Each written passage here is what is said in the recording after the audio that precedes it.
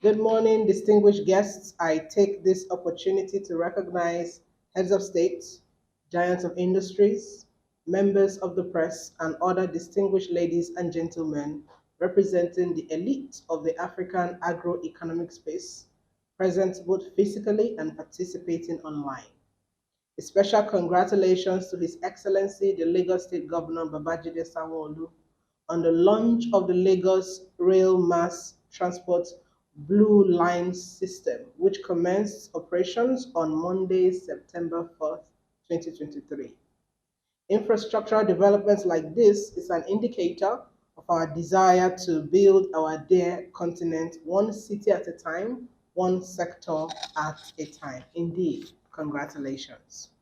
Yesterday, we addressed the issues surrounding feeding Africa and what is required to address the poverty and hunger and malnutrition in Africa. Today, we will look at the second phase of the proposed transformation to turn Africa into a continent that will sustainably feed the world.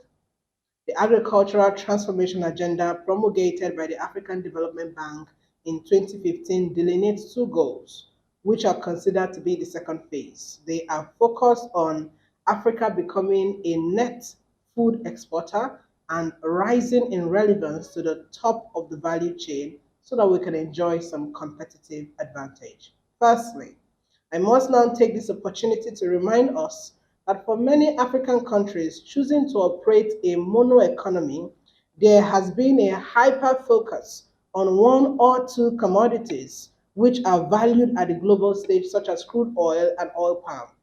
These have undoubtedly in the past brought in revenue for us, but the returns have significantly dwindled.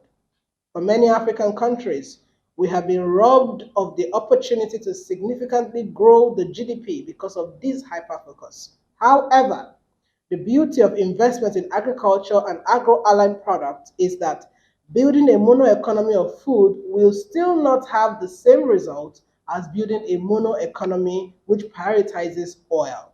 This is because if we focus on the agricultural industry, it has a ripple effect on economic growth that may not necessarily be immediately apparent, but in the long run, we will all see the adverse positive effects.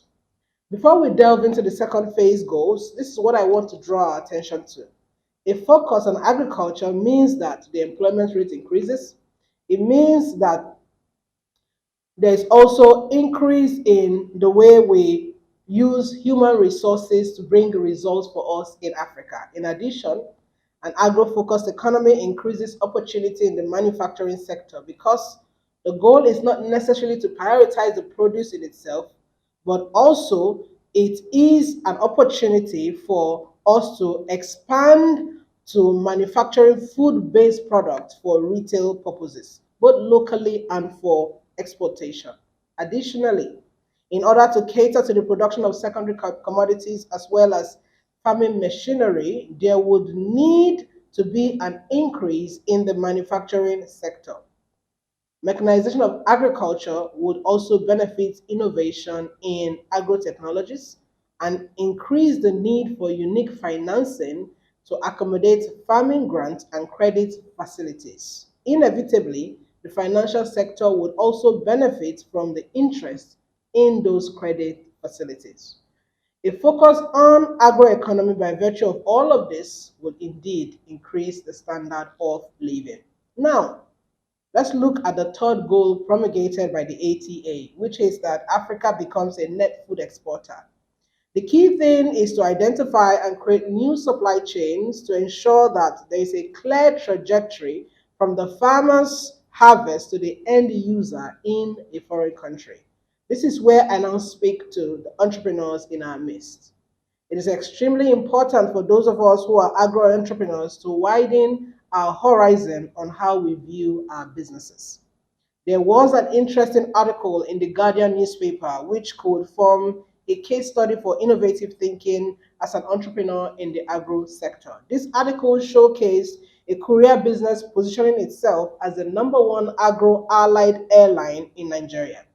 This company partnered with the government of Anambra State to ensure that the crops produced in that state has easy access to markets in Europe. And because they are a prominent Nigerian air carrier, in fact, one of the leading Nigerian aviation handling company and cooperative societies representing the farmers' interests. Even though this was primarily their major business, what happened here is that innovative thinking of this entrepreneur created an opportunity for the farmers in that state to partake in capacity building so that they are properly certified. And this certification led to a 3-year contract for each of these farmers so that their goods can move from the market in their states to supermarket chains in Europe and beyond. This is the level of impact that one entrepreneur can create. So imagine the level of success that we can achieve if all of us begin to think like this across the continent. Agro entrepreneurs must begin to think strategically about what will make African produce acceptable at international standard and form partnership to facilitate whatever global certifications are required. For example, global gap. These are required to be able to export our produce effortlessly. Already, there are several African countries that are well on their way to succeeding in this, and other countries can copy from them. Currently, Kenya is leading in Africa with the highest number of global gap certifications. And of course, global gap is a requirement for food export and food based products to European countries. Agro entrepreneurs, you must begin to think about collaborative efforts with the state and mutually beneficial alliance so that it can open the door indeed for Africa to become a net food exporter. For the agro entrepreneur, the next step is for you to look beyond the profit and begin to think about legacy. In Africa, becoming a sustainable net food exporter, care must be taken so that we do not treat the ground as a money making tool, but we respect it as a resource to be stewarded transgenerationally to ensure that Africa moves forward, and while we're doing so, our land is not being depleted in the process. The next point is agro entrepreneurs must leverage on innovative technology to ensure that the farming practices, the manufacturing methods, and forms of transportation being employed are improving in their efficiency.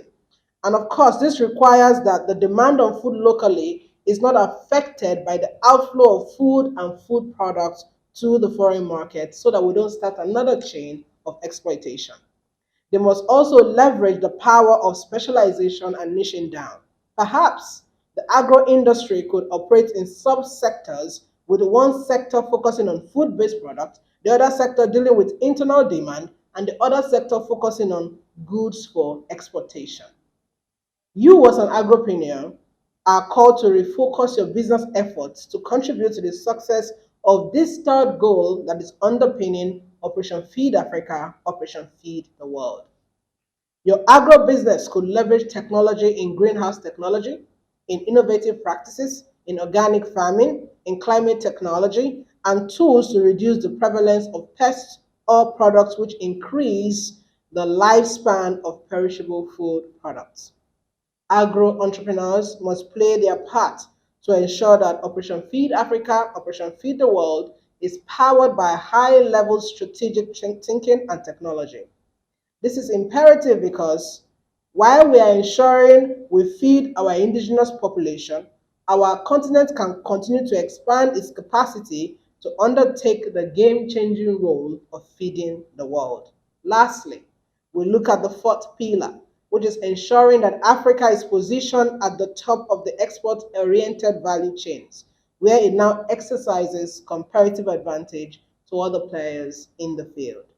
Here, I will speak to two major steps that we should take to ensure that this final step in Operation Feed Africa, Operation Feed the World materializes. Firstly, the implementation of the Pan-African Agricultural Enterprise Processing Zones, the APZs, on the continent. This entails designating strategic areas as regional processing zones that are solely dedicated to agricultural production and creating symbiosis with every key player in the agro-allied and agricultural sector. These Pan-African APZs should be in strategic locations of importance to the end goal of exportation. They must be close to the airports, to seaports, and regional roadways/borders to ensure that everything necessary to promote exportation of African produce is in place to aid our final goal of exportation. In Lagos, Nigeria, the Lekki Free Trade Zone is a useful example.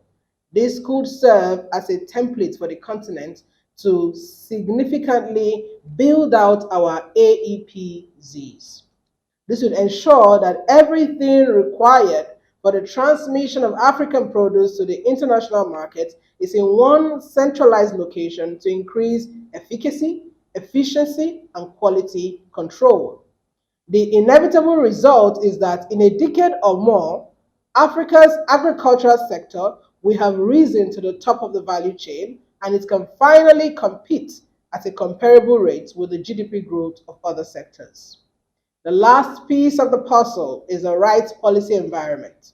Key policy interventions include climate change interventions, innovative agricultural financing, land reforms to ensure inclusivity for both male and female farmers, to ensure accessible insurance for crops, creation of cooperative societies, to ensure that farmers are presented in key decisions, and also policy reforms strategically focused on harnessing the potential of cash crops like cocoa and oil palm. It becomes clearer that Africa has a blueprint to ensure that it can position itself as the food basket of the world. I look forward to hearing from the speakers and panelists at this year's ACCEPT conference who will present pieces of the blueprint to ensure that Operation Feed Africa, Operation Feed the World eventually becomes a reality now or later. Finally, I will leave you with the African dream. I have a dream that one day Africa will become one big nation that can compete comparatively with other global economies, this time as a superpower, harnessing its mineral resources, natural resources, human resources to create immeasurable wealth that is stewarded by astute yet accountable leaders who can deliver an Africa where every African descendant is a treasure. Indeed, I welcome you once again to the African Government Stakeholders Engagement Forum 2023. Thank you.